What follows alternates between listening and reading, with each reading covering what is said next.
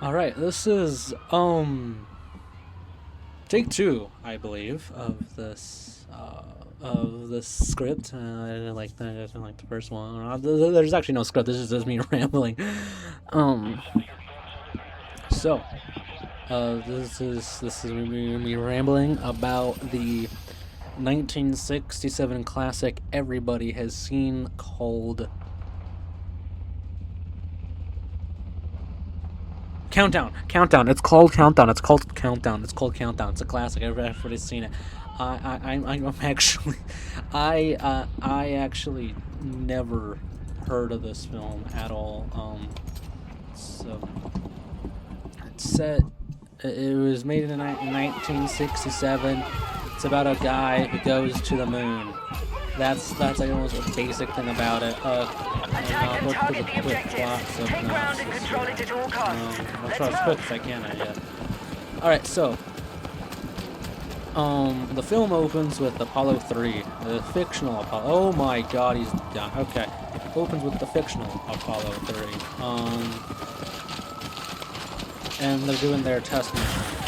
Well, then we learned some pretty damning news. The Russians have just, Avens just sent him and some of his boyfriends around the moon. 3 civilians, to be exact. Civilians is a really important, like, distinct clarification here because it leads to sort of like, oh, I hate this map so much. Anywho, it leads to this big.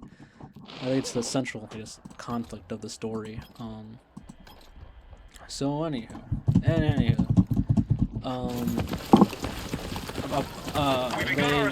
there's a rough estimate of about 3 to 4 weeks before Russia attempts a landing. So NASA, now realizing that they could lose the space race, now has to get.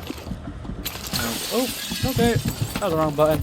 Our forces have Russia, neutralized objective Charlie. NASA realizes that they now have to put a man on the moon in about 3 weeks before Russia does. So, slight problem. Apollo's not there yet. Apollo really can't do that at all. So instead, there's a backup program. But the backup program is called not Pioneer, Pilgrim. It's called Project Pilgrim, and it is the most beautiful Our space forces are program attacking you've ever objective seen. Charlie. Space program. Or project, I guess. The glorious idea here is that's really expensive. Is if you've ever seen that one scene from Earth to the Moon, Be that advised, the HBO I enemy think it has is, taken objective Bravo. where they're pitching ideas on how to get a man to the moon.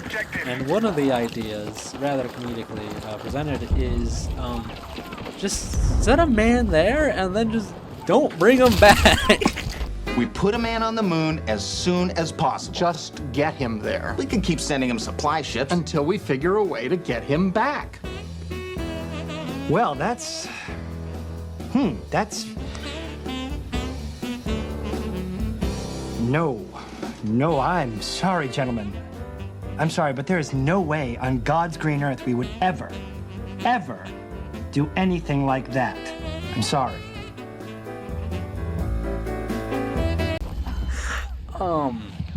So Project Pilgrim, foreshadowing is that Project Pilgrim they're just gonna send a man to the Be moon advised, the enemy is controlling the fight. and then Stay strong. somehow get him back. How? They don't. They Our have forces have no clue. neutralized Bravo. They mention using Apollo to get him back, but it's never like directly said like, oh yeah, we're definitely going to use Apollo. They have no clue how they're gonna get this guy back. But Project Pilgrim is essentially we will use a Gemini spacecraft to send a man to the moon. And and before Russia does, within 3 weeks. They have 3 weeks to get a man to the moon. So, who do you send on this one-man? Oh yeah, it's a one-man mission where one astronaut is going to stay potentially alone for up to a year on the moon with nobody around him. So already, beautiful ideas we have going on. Only the brightest minds at fucking JPL and NASA. So who do you send?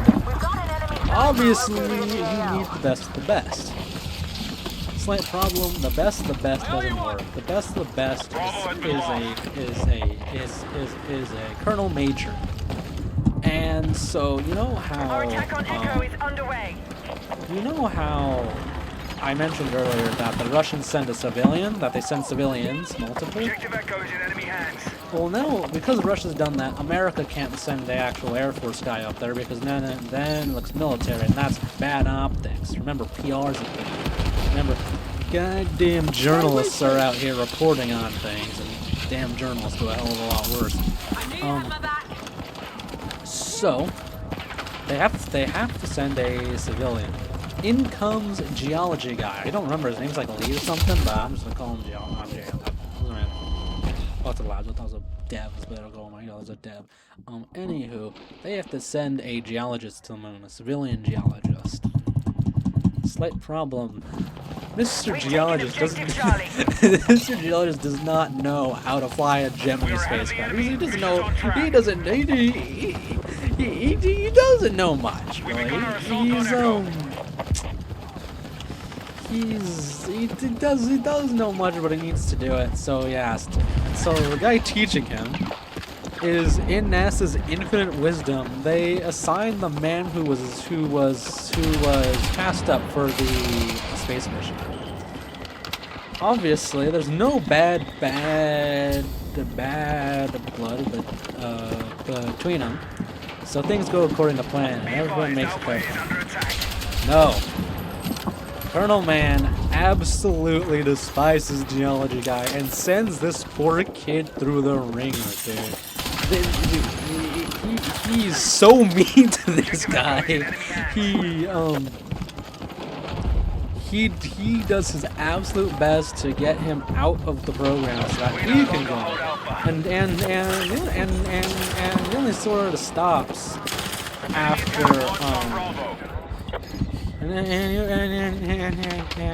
he only stops after one of his higher ups straight up tells him, like, you're not going to the moon. We're not sending you.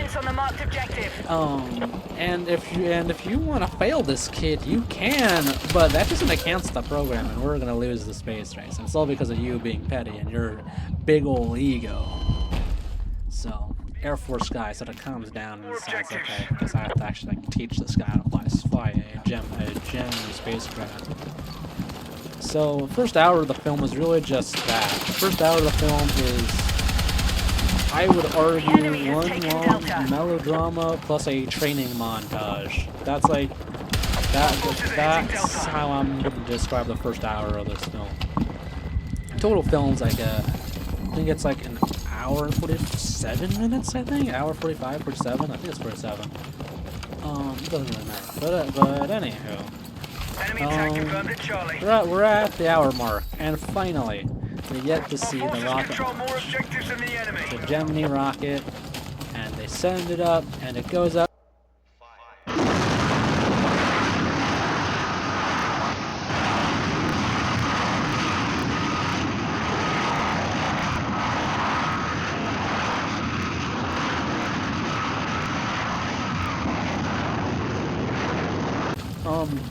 Well, I can't remember what the exact reason is, but about midway through transit, they have a mini Apollo 13, and they have to like shut down half of the spacecraft.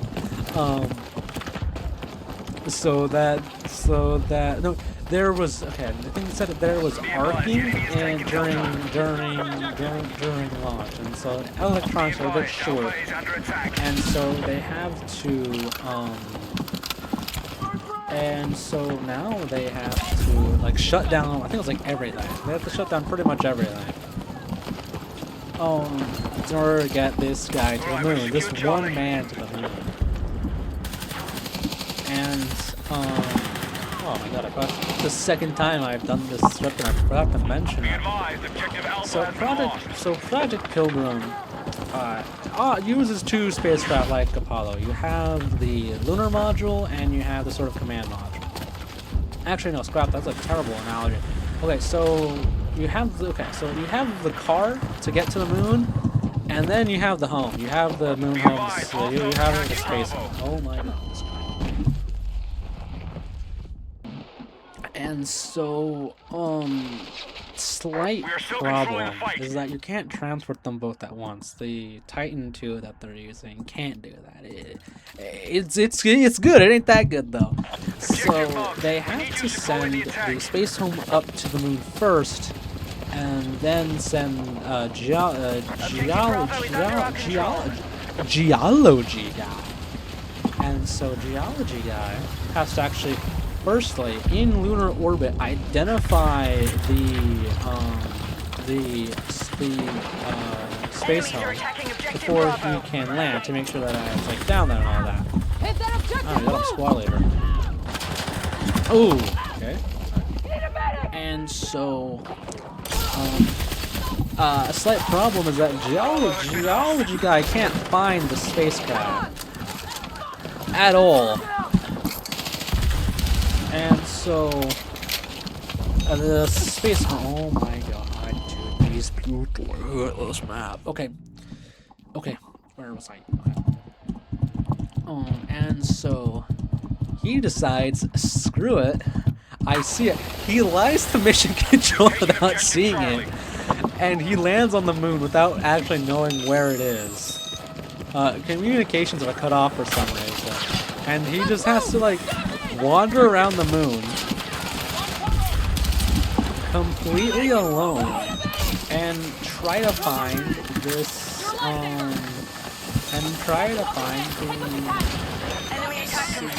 the space home. Well, he doesn't find it first. He wanders around the moon. We're trying to say it's really pretty. I hate this map. It's really pretty. And so, can't find it at all. But he does find a crashed Russian station. And, they're all dead. There's like 3 Russian cosmonauts like strewn about the like crash site, and they're all dead. Russia got there first. Russia beat them. But Russia hasn't said anything because, well, they all kind of died. Really, another Apollo 18 kind of moment, I guess.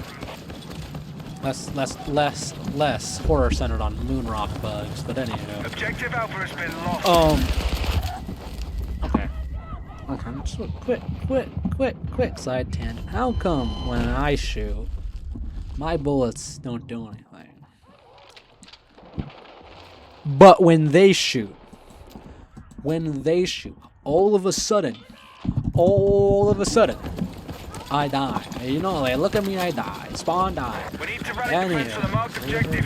I'm not gonna get too deep into this little side tangent. I'm never gonna go Enemies on are about me attacking objective Bravo. getting jacked up by the Russians over. Not about Russians.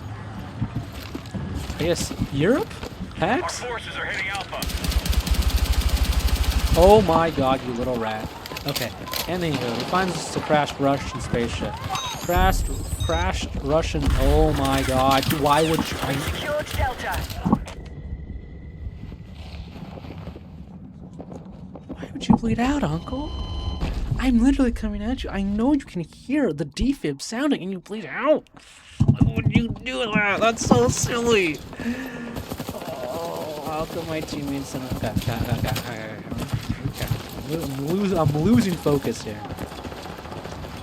Finds a crashed Russian spaceship. Not what he needs, but he takes the Russian flag that they have, but never planted. Is that me? Be advised, Charlie is under attack. Anywho, We're attacking the film objective ends Alpha. with him finding the space home.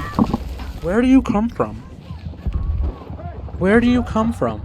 All hate this game. I actually hate this game so much. Oh my god. Yep. And he's still right down there. And my shots aren't gonna do anything because for some reason, that's a smoke grenade. That's a smoke grenade. I have the medic kit.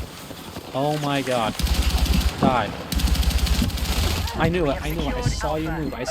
And I knew that you would do that. I knew it. And I mentally prepared myself for that. I'm getting distracted. I'm getting distracted. My friend's coming to me. So the film ends with him finding the space film and walking towards it. Overall, I actually kind of liked it. I will be honest here. I really enjoyed the film. I liked the visuals. The dialogue was kind of neat. The characters, I could identify them. I knew who they were, and I thought that they were all kind of cool. I wish we had a longer moon section. Oh my dude, it's so cool. I love the spacesuit. I love the spacecraft. I love the vibe that it has. It's so cool. And for some reason,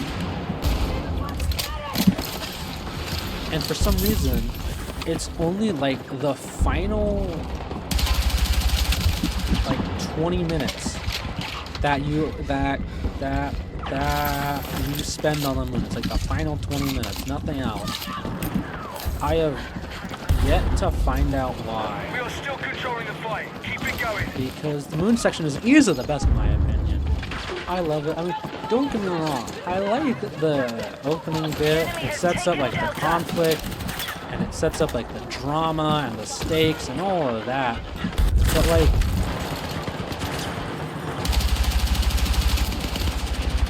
like, aside from that, I feel that it really just went on for like way too long. It really overstayed its welcome, longer than I needed to. But I mean, the first hour was alright. The first hour definitely isn't that bad. Honestly, you could probably just watch the main section on its own, and nothing would be lost. Just given that, like, there's. No, actually, no. Never mind. You should watch the whole thing. That's what I'm saying. Anyway. Attack support needed on the marked objective. One thing that I really liked about the moon segment is the moon itself. The moon is very, very pretty. I feel that like a lot of films and movies and TV shows, whenever they have something happening on the moon is always this barren, desolate, sad wasteland with like nothing on it. Maybe there's like a crater, and and that's it.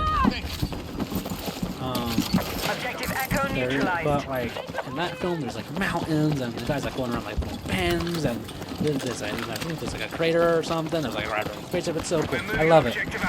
And then in modern, it's just like a sad, barren wasteland with like maybe like a crater, and that's it.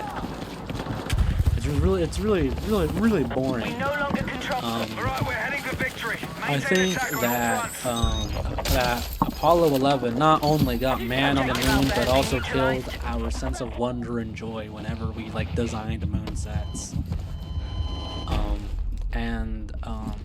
Countdown really is like that final.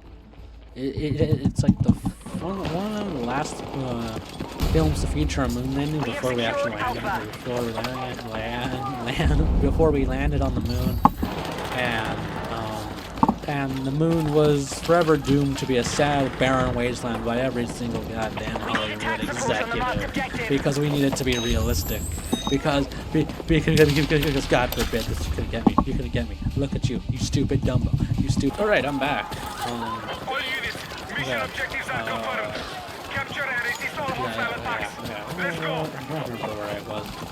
Yeah, so the moon's cool. I love the moon design. I adore it so much. I think it's beautiful.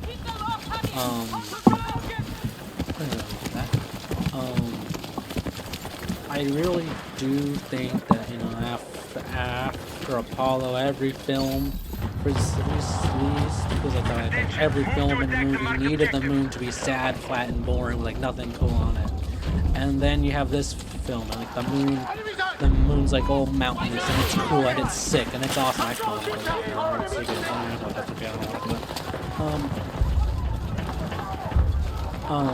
but yeah.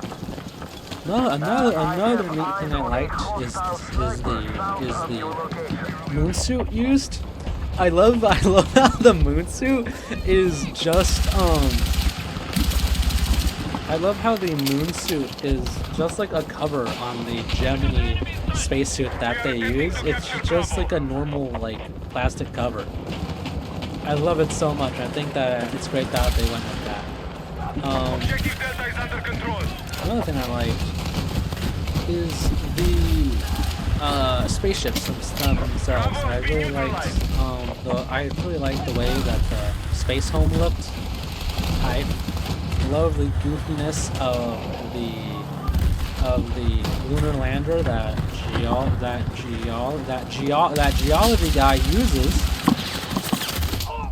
I thought that was really fun. Slight complaint though. This is a little side tangent of mine. Where in the world did the bottom part of that lunar lander come from? Because if you know anything about the Gemini rocket and like all of that, you know that there isn't any internal compartment for the lunar lander part, the bottom part, to actually hide in, like with the Apollo, with the Saturn V. With the Saturn V, the whole lunar module, the LEM, the lunar surge module, or LM, was in its own little compartment just below the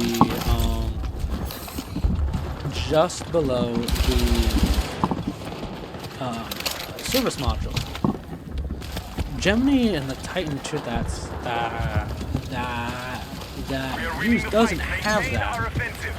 There's no internal compartment, and during the rocket launch scene, you can clearly see that there is no way for that thing to be on there. It's not on the rocket itself, at least from what I could tell. There's like nothing there. Where did it come from? Why is it here? Was it like in like the little like bottom area of the Gemini capsule where there's like all that empty space? Was it like deployed? Was it somewhere else and you had to dock with it? Was it like stuffed under there and then like had everything like puff out during transit? I don't know. You know, it kind of just rubs me the wrong way because like you could have just stuck legs on that thing. You could have really just stuck legs on the bottom of the Gemini capsule, and that would have been fine. Why would you have this giant thing down here if you're not going to have it anywhere else during the rocket launch or during any other scene? Why not just stick legs? It would have been easier, right? It would have been cheaper. I mean, I would only assume that it would have been cheaper and easier to use and all that. You don't have to transport this giant thing, but for some reason, you don't get that, and instead, you just get this thing that doesn't make any sense, and it bugs me a lot if you couldn't tell. Another... Ooh, and then right there. Let's see if I can get him here. What was I gonna say? So much explosions, dude. I don't know what I was gonna say here. Oh yeah, another thing that I kind of, oh my god, okay, that I kind of didn't like was that the moon feels very underused. I don't know, just you have this really cool set piece of like the moon that looks really cool, and you have like the guy there, and it makes for some really cool little scenes. But like he just kind of walks around. I guess he finds the crash spaceship. But then why not do anything with it? Like, as far as I can remember, nothing actually happens. He just like grabs like the flag and like closes one of the helmets of the astronauts. Nothing else. And it's such a cool, like, little like spaceship design that I wish we saw used more at any point. Maybe he finds like a cosmonaut, and the cosmonaut is like hurt, and so the guy's just like, I kind of gotta leave him here. So he's like, you know, he like carries the cosmonaut around. The cosmonaut, like, because they can't talk to each other, maybe the cosmonaut has his like sun visor down, so you can't see him, you see his face. And then like the cosmonaut's like hurt, and then like the cosmonaut like sit and he's like, hey, can we stop? And the guy's like, okay, yeah, sure, let's stop. And then like a few minutes pass, and then like the cosmonaut isn't moving, and the guy's just like, you're still resting, right? And then he like pushes the cosmonaut, and the cosmonaut like one lumps over, and then he dies. And like the cosmonaut died. Something. Anything would have been nice, because the moon feels so underused. You could have had, I don't know, like a meteorite comes in and it like frightens the guy. I don't know. This feels underused and from what it could have been, which is my totally cool and awesome idea that they didn't go with. But overall, Countdown is a very fun film. Oh my god, before I close out like that, I should have mentioned. This kind of almost happened. Not Pilgrim. Pride of Pilgrim is a real operation. But the Gemini moon landing idea was an actual idea that NASA considered rather than Apollo, of just modifying Gemini to form a moon landing. There are a few different sort of landers that could have been used, none of which is what the film used, as far as I can tell. It's actually kind of surprising, given that NASA played a pretty big part in the film. I believe they gave him they gave him access to the different facilities, and probably, you know, assisted in like telling him like what different stuff does and all that. And I believe even in one of the scenes you can see the frame for the spacecraft that would become Apollo 9, I believe. Don't quote me on that. I saw it mentioned somewhere online, so obviously it has to be true. But yeah, I don't know if there's not much else I really want to talk about with this film. Oh yeah, symbolism. I figured that I should touch on like the deeper meaning of the film, because according to my English teacher, films tend to usually try to like say something beyond just like look and cool.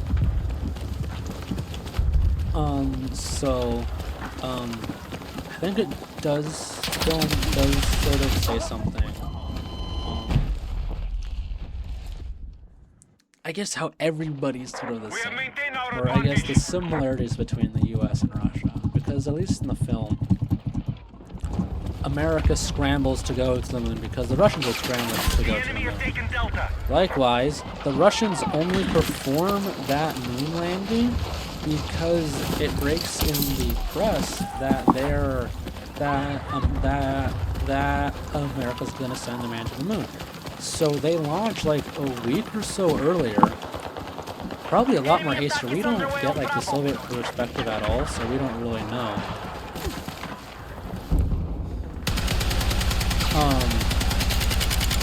Oh my god.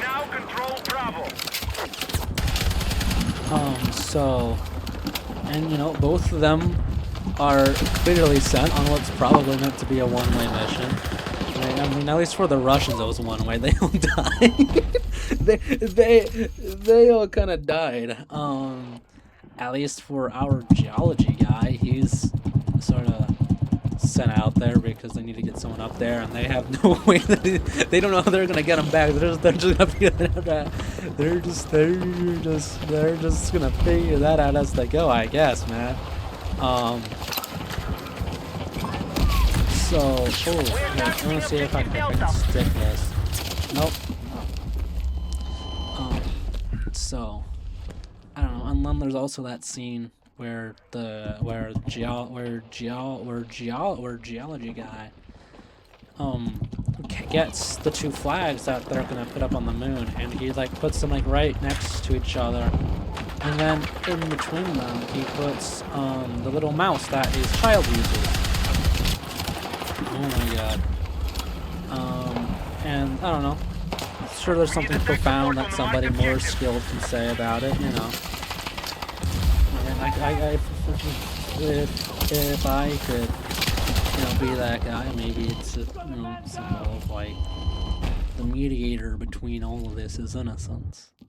Like, I don't know. I guess geology guys kind of characterized to be a bit more innocent. Like, there's some stuff that's like kept from him. Or I guess mostly from his wife. There's some stuff that's kind of kept from him, I think. And obviously the kid, the guy's kid doesn't know what the hell's happening. He's kept completely in the dark. They don't know a thing. Oh, that thing. Okay. Push. That's not you.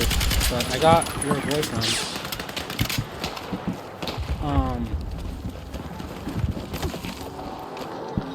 All units, mission is still on target. Good work.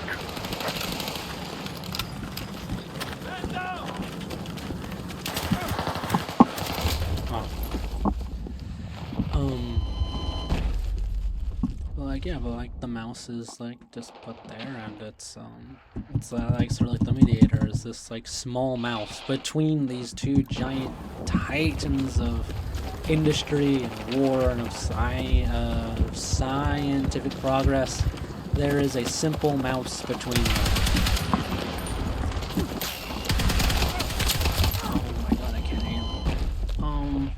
Another thing. Oh, yeah, just another thing that popped up was I liked the ending isn't great in my opinion. I don't know if I touched on this earlier. I've been doing this for like a minute. But I'm glad it wasn't the original ending where the guy would have picked a direction to walk, and then behind him you could see, and then the camera would zoom out, and you would see that he would be accidentally walking away from the space zone.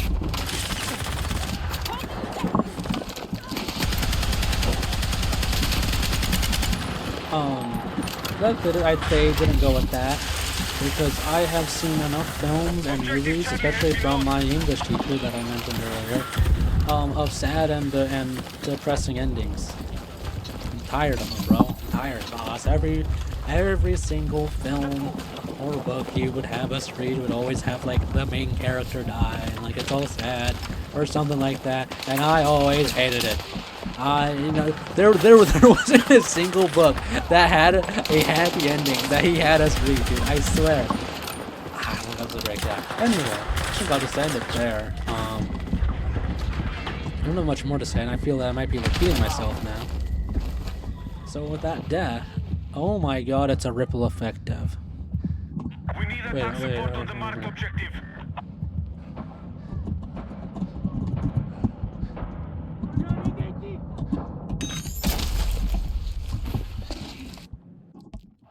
Wait.